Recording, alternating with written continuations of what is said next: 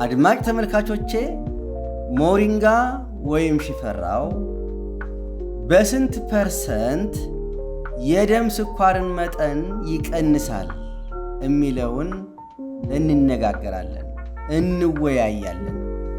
በትህትና እና በአክብሮት የምጋብዛችሁ ይህንን ቪዲዮ እስከ መጨረሻው እንድትከታተሉት ነው። በዚህ ቪዲዮ የሚነሱ ዋና ዋና ሐሳቦችን እንመልከት። አንደኛ መግቢያ አለው፣ ዓላማው እንቀጥላለን።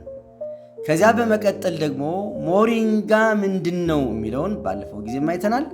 ዛሬም ትንሽ አየት እናደርገዋለን። ሶስተኛ ሞሪንጋ ምን ስላለው ነው የስኳር መጠንን ሊቀንስ የሚችል ኃይል ያለው የሚለውን አብረን እናያለን።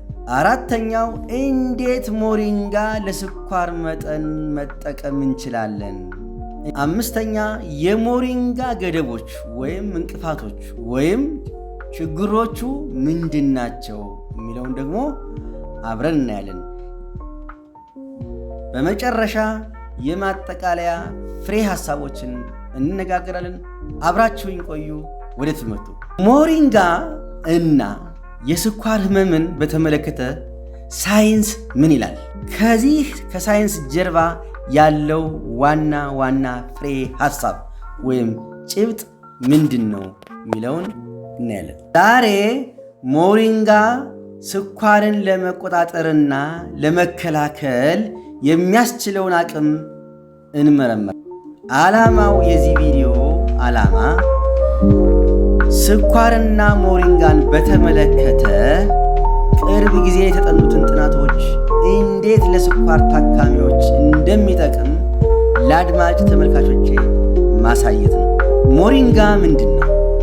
ስለ ሞሪንጋ ዛፍ ታሪካዊ ሁኔታው፣ በውስጡ ስለሚይዛቸው ንጥረ ነገሮች በተመለከተ ባለፈው ሳምንት የሰራሁትን ቪዲዮ እንድትመለከቱት በአክብሮት ጋብዛለሁ። ሞሪንጋ ከ92 በላይ አንዳንዶቹ ጥናቶች 104 ድረስ ያደርሱታል እና ሞሪንጋ ፖሊፌኖል 46 ንጥረ ነገር አለው።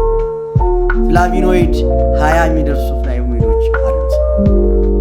አይሶታዮሲኔት ደግሞ 10 አለ። ቪታሚንስ 13 ይዛል። ሚኒራልስ 9 ይዛል። ፋቲ አሲድ 6 ይዛል። ፋይበሮች ሁሉ አሉት። እነዚህን ሁሉ የያዘ ተክል ነው። ሞሪንጋ በኒውትሪሽን የበለጸገ ሞሪንጋ ሃይሊ ዴንስ የሆነ ተክል ነው።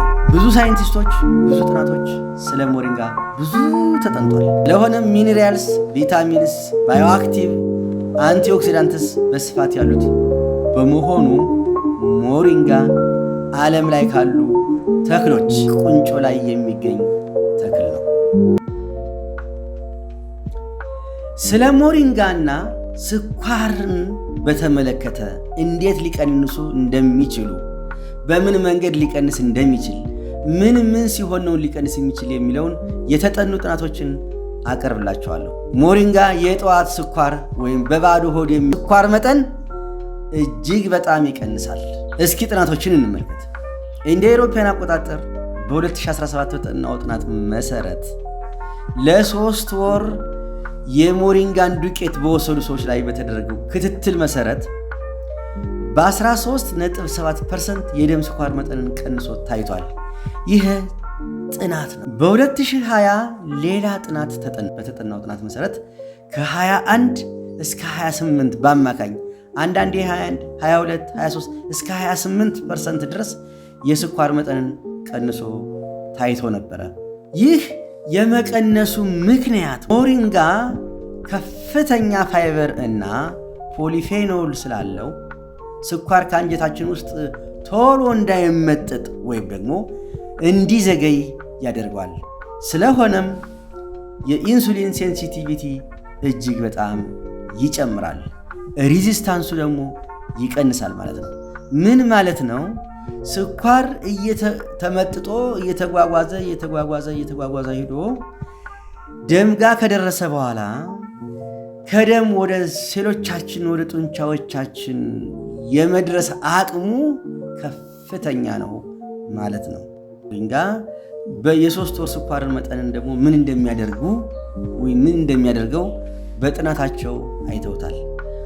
በቅርብ ጊዜ በተጠናው ጥናት መሰረት በ2024 በተጠናው ጥናት መሰረት ከ2 እስከ 3 ወር ድረስ የሞሪንጋ ዱቄትን በወሰዱ ሰዎች ላይ በተካሄደው ጥናት ከ1 እስከ 1.5% ድረስ የሶስት ወር ስኳር ወይም ሄሞግሎቢን A1C የሚባለው በእንግሊዝኛ ቀንሶ ታይቷል። ይህ ምንም ነገር ሳይወስዱ ሞሪንጋ ብቻ የቀነሰው ማለት ነው። ምክንያቱም ሽፈራው በአንቲኦክሲደንት የበለጸገ በመሆኑ የግሉኮስ ሜታቦሊዝምን አሻሽሎ ሄሞግሎቢን A1Cን ስለሚቀንሰው ነው። የኢንሱሊን ብቃት መጨመር በ2015 ዓመተ ምህረት እንደ አውሮፓውያን አቆጣጠር በተጠናው ጥናት መሰረት ለ12 ሳምንት ያህል ክትትል ከተደረገ በኋላ የኢንሱሊን ብቃት ሴንሲቲቪቲው በ15% ጨምሮ ተገኝቷል። በተጨማሪም የጠዋት ስኳር ልኬት መጠን በዚሁ ጥናት ጊዜ በ20% ቀንሶ መገኘቱን ለማወቅ ተችሏል። የዚህ ዋና ምክንያት ኳርሲቲን እና ቾሎሮጀኒክ አሲድ የሚባለው ኮንቴንት ወይም ንጥረ ነገር ስላለው ሞሪንጋ የኢንሱሊን ብቃት ጨምሮ ታይቷል። ሌላው ኦክሲዴቲቭ ስትረስ የሚባለውን ጥናት አጥንቶታል። አድማጮቼ፣ ተመልካቾቼ ኦክሲዴቲቭ ስትረስ ማለት አንዳንድ ጊዜ ይሄ የእንግሊዝኛ ወርድም ስለሆነ ትንሽ ላብራራው። ኦክሲዴቲቭ ስትረስ ማለት የምንመገበው ምግብ መጨረሻ ላይ ፍሪ ራዲካልስ የሚያወጡ ምግቦች አሉ። ይህ ማለት ብረትን የሚያዝገው ማለት ነው። ብረትን የሚያዝገው አፈር ነው። በአብዛኛው ብረት ከዛገ በኋላ ውስጡ ይበላል፣ ይቦረቦራል፣ እየተቀረፈም ይወድቃል። ፍሪ ራዲካልስ የሚባሉት ምግቦች ልክ እንደ ብረቱና እንዳፈሩ ማለት ነው። ስለዚህ ኦክሲዴቲቭ ስትረስ ማለት ጡንቻዎቻችንን በተለይ ደግሞ ኢንሱሊን የሚያመርቱ ቤታ ሴሎቻችንን እንደ ብረቱና እንዳፈሩ ቦርብሮ የሚበሉ ምግቦች ማለት ናቸው። ለምሳሌ ከጠቀስነው እነዚህ ምግቦች እንደ ኩኪስ፣ ፕሮሰስ የሆኑ ፉዶች፣ ዘይት፣ ለምሳሌ የሰንፍላወር ዘይት፣ እነ ኦማር ዘይት፣ እነ ፎር ኦል ዘይት፣ እነዚህ ከውጭ የሚገቡ ዘይቶች የዚህ ባህሪ ያሳያሉ። ወይም ደግሞ ምግብን እጅግ ከሚገባው በላይ አብስሎ መመገብ እነዚህ እንዳፈሩና እንደ ብረቱ መሆን ማለት ነው። ይህ በመሆኑ ምክንያት ሰውነቶቻችን፣ ሴሎቻችን የሚገባቸውን ስራ እንዳይሰሩ ከወዲሁ ይበላሻሉ ማለት ነው። ልክ እንዳፈሩና እንደ ብረቱ እንደ ማለት ነው። የሞሪንጋ ደግሞ ይሄ አንቲ ኦክሲዴቲቭ ስትረስ የሚባል በ2016 ዓመተ ምህረት እንደ አውሮፓውያን አቆጣጠር ለጥናቱ የተመረጡ ሰዎች ነበሩ። የሞሪንጋን ቅጠል ዱቄት ለ3 ወር ወስደው ነበር። በዚህ መሰረት ኦክሲዴቲቭ ስትረስ በ25% ቀንሶ ታይቷል። ስለዚህ ሞሪንጋ አንቲ ኦክሲዴቲቭ ስትረስ አለው ማለት ነው። ብረቱና አፈሩ ብረቱ እንዳይዝግ እንደሚያደርግ እንደምንቀባ ሁሉ አንቲረስት እንደምንቀባ ሁሉ ብረት እንዳይዝግ እንደምንቀባ ሁሉ ኦክሲዴቲቭ ስትረስን የሚከላከል ሞሪንጋ ይህን ያህል ፐርሰንት አቅም ኖሮት ታይቷል። በመሆኑም መጥፎ ኮሌስትሮል እዚህ ላይ ደግሞ በዚህ ጥናት ጊዜ መጥፎ ኮሌስትሮል የሚባለውን በ13% ቀንሶ ታይቷል። እንግዲህ ጥሩ ኮሌስትሮል፣ መጥፎ ኮሌስትሮል የሚባሉ አሉ። ስለ እነዚህ ጉዳይ እኔ በሙያው በጣም ለረጅም ዓመት ስለሰራሁበት በዚህ ጉዳይ ሌላ ጊዜ በስፋት ይዤ እቀርባለሁ። ነገር ግን መጥፎ ኮሌስትሮል ማለት አላስፈላጊ የሆኑ ለሰውነታችን የማይጠቅሙ የስብ ክምችቶችን ከየጫፉ ከየእግራችን ጫፍ ከየሰውነታችን ጫፍ ከየራሳችን ጫፍ ከየሰውነታችን ጫፍ ወደ ልብ ተሸክሞ የሚያመጣ ማለት ነው። ስለዚህ ይህንን በ13% ቀንሶ ታይቶ ነበረ። ምክንያቱም ሞሪንጋ ከፍተኛ ቪታሚን ሲ፣ ቤታ ካሮቲን እና ፍላቪኖይድ ስላለው የኦክሲዴቲቭ ጉዳትን መቀነሱ ነው። በኦክሲዴቲቭ ስትረስ ምክንያት የሚመጣውን ችግር መቀነሱ ነው። በተለይ ደግሞ ኢንሱሊን ሊያመነጭ የሚችለውን ከጣፊያው ውስጥ ዋናውን ሴል ቤታ ሴልን መከላከል መቻሉ ነው ሞሪንጋ። ሌላው ፖስት ፓሬንዲያል የደም ስኳር የሚባል አለ። ፖስት ፓሬንዲያል የደም ስኳርን ደግሞ ምን አድርገው እንዳጠኑት ወይም ጥናቶች ምን እንዳሉ በ2013 ዓመተ ምህረት በኢሮፒያን አቆጣጠር በተጠናው መሰረት በማንኛውም ጊዜ ከምግብ በፊት ከሞሪንጋ ቅጠል በተጨመቀ ፈሳሽ የተወሰደ ሞሪንጋ ፖስት ፓሬንዲያል ግሉኮስ በ21% ቀንሶ ታይቷል። የደም ግሉኮሳችን በ21% ቀንሶ ታይቷል። ፖስት ፓሬንዲያል የደም ስኳር የሚባለውን ማለት ነው። ሌላው ደግሞ ትራይግላይሴራይድ 14% ቀንሶ ታይቷል በዚህ ጥናት ላይ።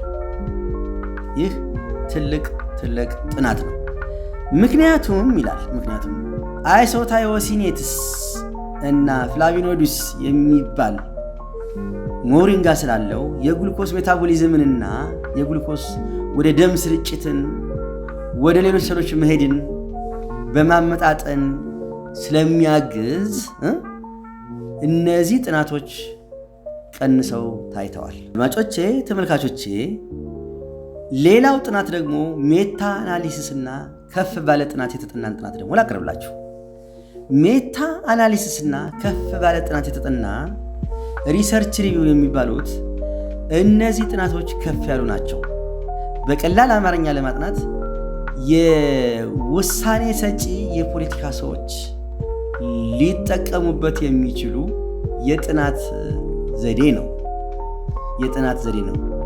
ዋናው ምክንያት ብዙ ሪሰርቾች ከተጠኑ በኋላ እነዚያን ሪሰርቾች ወደ አንድ አምጥቶ ማጥናትና ለውሳኔ ሰጪ ሰዎች ማቅረብ እንደማለት ብለን ልንወስደው እንችላለን። ስለዚህ ይሄ ጥናት በ2021 እና በ2023 ከ44 በላይ የተጠኑ ጥናቶችን ሰብስበው ሪቪው አድርገውባቸው ነበር ተመራማሪዎች። በዚህ ጊዜ 349 ስኳር ያለባቸው አይጦችን አመጡ። ሌላ ደግሞ 350 ስኳር የሌለባቸው አይጦችን አመጡ። እነዚህ በሪሰርች ሁኔታ ኮንትሮልስ ይባላሉ። በዚህ መሰረት ሞሪንጋ በስኳር በተያዙ አይጦችና ሰዎች ላይ የስኳር መጠናቸውና የስብ ክምችታቸው ምን ያህል ለውጥ አመጣ የሚል ነው ዋና ጥያቄው። ስለዚህ መልስ አግኝተዋል ማለት ነው። እነዚህ ተመራማሪዎች መልስ አግኝተዋል። ውጤቱም የስኳር መጠናቸው በጣም ቀንሶ ታይቷል። የስብ ክምችታቸው እጅግ በጣም ቀንሶ ተገኝቷል። ሞሪንጋ ምን ስላለው ነው እንደዚህ ተአምረኛ ቅጠል ሊሆን የቻለው? በውስጡ ምን ስላለው ነው የሚለውን ባለፈው አይተነዋል። ነገር ግን ከስኳር ጋር የተገናኘ ደግሞ ምን ስላለው ነው? ከስኳር ጋራ ከደም ስኳር መጠን መቀነስ ጋራ ምን ስላለው ነው የሚለውን ደግሞ 100 እና ከዚያ በላይ አንዳንዶቹ 92 ይላሉ፣ አንዳንዶቹ 100 ይላሉ፣ 104 ይደርሳል። ከዚያ በላይ ስኳር ጋራ ምን ኮምፖኔንት ስላሉት ነው የተገናኘ የሚለውን ኳሪሲቲን ስላለው የደም ስኳር መጠን የመቀነስ ኃይል አለው። ክሎሮጀኒክ አሲድ ስላለው የስኳር መጠንን የመቀነስ ኃይል አለው። ሞሪንጌኒን ስላለው የስኳር መጠንን የመቀነስ ኃይል አለው። ፋይበር ስላለው የስኳር መጠንን መቀነስ ኃይል አለው። ፖሊፌኖል ስላለው የስኳር መጠንን ቀንሶ ይታያል። ቲሪፕሮይድስ ስላለው የስኳር መጠንን በዋናነት መካኒዝሙ ምንድን ነው? ምን አይነት መካኒዝም ተጠቅሞ ነው ሞሪንጋ በሰውነታችን ውስጥ ስኳርን ሊቀንስ የቻለው? ስኳር አንጀታችን ውስጥ እንዲቆይ ሳይመጠጥ እንዲቆይ ስለሚያዘገይ ደማችን ውስጥ የነበረው ስኳር ስራውን እንዲሰራ ተጨማሪ ስኳር እንዳያገኝ ከበላነው ውስጥ የምናገኘው ስኳር አንጀታችን ውስጥ ሳይመጠጥ እንዲቆይ ያደርገዋል ሞሪንጋ። የስኳር ነክ ምግቦች ሳይፈጩ በማዘግየት ያኛው ሳይመጠጥ በማዘግየት ነው። ይሄ ደግሞ ሳይፈጩ እንዲቆዩ በማድረግ እና የደሙ ውስጥ ያለው ስኳር ወደ ስራ እንዲገባ ተጨማሪ ስኳር እንዳይሄድበት በማድረግ ያቆያል። ኢንፍላሜሽንን ሰውነታችን ውስጥ በተለያየ ምክንያት በኢንፌክሽንም በተለያየ ምክንያት ኢንፍላሜሽንን በመቀነሱ ምክንያት ሞሪንጋ የመቀነስ ኃይል ስላለው ሞሪንጋ ኢንፍላሜሽን በመቀነስ የስኳር መጠን እንዳይጨምር ያደርገዋል። የጣፊያ መድከምን በመቀነስ ቅድም እንዳልኳችሁ አንቲ ረስት እንዳልኳችሁ ስለ አንቲ ረስት እንዳወራኋችሁ ሁሉ የጣፊያ መድከምን በመቀነስ ሰውነታችን በተለያየ በሽታ በተለያየ ምክንያት ይደክማል። ጨንጓራ እንደሚደክመው፣ ጉበት እንደሚደክመው፣ ኩላሊት እንደሚደክመው፣ ጣፊያ እንደሚደክመው ጣፊያም ይደክማል። እንዳይደክም በማድረግ ከጊዜው አስቀድሞ እንዳይደክም በማድረግ በበሽታ አስቀድሞ እንዳይደክም በማድረግ ሞሪንጋ ይሄ ኃይል ስላለው በዚህ መካኒዝም መሰረት ስለሚሰራ ነው። የደም ቬዝሎችን የደም ቧንቧዎችን ቱቦዎችን በማስፋትና ጥንካሬ እንዲኖራቸው በማድረግ በማሻሻል የደም ስኳር መጠን እንዲቀንስና እንዲሯሯጥ ቶሎ ሊሄድ ቶሎ እንዲዘዋወር ያደርገዋል ማለት ነው። ሞሪንጋ በዚህ መካኒዝም ይሰራል ማለት ነው። ሜታቦሊዝምን በመጨመርና በማሻሻል እንግዲህ ሜታቦሊዝምን እንደምናውቀው ካታቦሊዝምና አናቦሊዝም የሚባል ኢፌክት ስላለው ሞሪንጋ ይህንን ስራ ስለሚሰራ የደም ስኳር መጠን እንዲቀንስ ያደርገዋል። ሌላው ኢንሱሊን እንዲመነጭ በማድረግ ነው። ሌላው ኢንሱሊን እንዲመነጭ በማድረግ ነው። ኢንሱሊን እንዲመረት በማድረግ ነው። ኢንሱሊን በተለይ ለአይነት 2 ዋናው ምክንያት ኢንሱሊን ከመጠን በላይ አለመመረት፣ በሚገባው ያህል መጠን አለመመረት፣ ትንሽ መመረት ስለሚሆን አንዱ ምክንያት ኢንሱሊን እንዲመነጭ ያደርገዋል። ኢንሱሊን እንዲመረት ያደርገዋል። የተመረተውን ኢንሱሊን በሰላም እንዲጓጓዝ ማድረግ ነው አንዱ የሞሪንጋ ጥቅም። የተመረተው ኢንሱሊን በሰላም በጤና ወደ ተለያዩ የሰውነታችን ሴሎች እንዲጓጓዝ በማድረግ በሚያደርግ መካኒዝም የስኳር መጠን ይቀንሳል። ሴሎች ጉዳት በማስቀረት የሴሎች ተጨማሪ ጉዳት እንዳይደርስባቸው ሞሪንጋ ስለሚያደርግ ይህ አንዱ መካኒዝማችን ነው። ይህ አንዱ መካኒዝሙ ነው። የኢንሱሊን ተቀባይ ሴሎችን ብቃት በማሻሻል ነው። የኢንሱሊን ተቀባይ ሴሎችን ብቃቱን በማሻሻል መካኒዝም የደም ስኳር መጠን ይቀንሳል። ሌላው ዋናው ነገር ደግሞ ቤታ ሴሎችን ከጉዳት በመከላከል ነው። ዋናው ኢንሱሊን የሚመረትበት ከረጢት ቤታ ሴል ይባላል። ቤታ ሴል እንዳይጎዳ በማድረግ ሜካኒዝም የደም ስኳር መጠን እንዲቀንስ አስተዋጽኦ ያደርጋል ማለት ነው። እነዚህን ሜካኒዝሞች በመጠቀም ሞሪንጋ ትልቅ አስተዋጽኦ ያደርግናል ማለት ነው። አድማጮቼ፣ ተመልካቾቼ እንዴት ሞሪንጋ ለስኳር ህመም መጠቀም እንችላለን የሚለውን ደግሞ ስናይ አጠቃቀሙ በግልጽ የታወቀ ነው። አሁን ደግሞ በጣም በስፋት ገበያ ላይ እየዋለ ያለ በየቤታችንም በየሰፈራችንም ቢያንስ በአንድ ሰፈር አንድ አትክልት አይጠፋም ብዬ አምናለሁ። እስካሁን ባየሁት እኔ ባህር ዳር ላይ ባየሁት መሰረት በሰፈር ቢያንስ አንድ ሞሪንጋ ተክል አይጠፋም እና በስፋት እንዳለ አይቼዋለሁ። አጠቃቅሙ በዱቄት መልክ ይዘጋጃል። በካፕሱል መልክ ደግሞ እየተዘጋጀ ያላለ፣ በሻይ መልክ በሻይ ቅጠል መልክ ታሽጎ አለ። ትኩስ ቅጠሉ ደግሞ በየሰፈራችን በየዘመዶቻችን ቤት በየጎረቤቶቻችን እንዳለ ለማየት ይቻላል። ስለዚህ ይህንን አጠቃቅሙ እዚያ ላይ ያለ ስለሆነ በግልጽ የተቀመጠ ነው። ያንን ማየት ይቻላል። በቀን ከ7 እስከ 8 ግራም መውሰድ ተገቢ ነው። ከዚህ በላይ ባይበልጥ ይመከራል። በተለይ ከ8 ግራም በላይ በቀን ባይወሰድ ይመከራል። እንደ ሰላጣና እንደ ሾርባ ከገበታ ጋር አብሮ መመገብ እንደሚቻል ጥናቶች ያሳያሉ። ሳይድ ኢፌክቶቹ ምንድናቸው? ገደቦቹ ምንድናቸው? ሞሪንጋ ለስኳር መቀነስ እጅግ በጣም ተስፋ ሰጪና አበረታች ያለው ተክል ቢሆንም ሙሉ ለሙሉ መድኃኒቶችን ይተካል ተብሎ አይታሰብም። ልክ እንደ ወባ እስከ መጨረሻው ያድናል፣ ልክ እንደ ቲቪ እስከ መጨረሻው ያድናል ተብሎ አይታሰብም። ሌላው ከመጠን በላይ የሆነ ሞሪንጋ መውሰድ አንዳንድ ሳይድ ኢፌክቶች እንዳሉት ይጠቁማል፣ ያስፈልጋል። ፍሬ ነጥቦችን ስናይ ሞሪንጋ በውስጡ ስኳርን ለመቀነስ የሚጠቅሙ ንጥረ ነገሮች እንዳሉት በጥናት የተረጋገጠ ስለሆነ ተጠቀሙ ነው። ሞሪንጋ የኢንሱሊን መመንጨትን ከ10 እስከ 15% የኢንሱሊን ብቃትንም ስለሚጨምር ተጠቀሙ ነው። ሞሪንጋ ከአንጀት የሚመጠጠውን የስኳር መጠን ይቀንሳል። እስከ 1 ሰዓት ድረስ ሊያዘገይ ስለሚችል እሱም በጣም አስፈላጊ ነው፣ ተጠቀሙበት ለማለት ነው። ሞሪንጋ በኦክሲዴቲቭ ስትረስ ምክንያት የሚመጣውን የጣፊያ መድከም ከ20 እስከ 30% ድረስ ስለሚከላከል ተጠቀሙበት።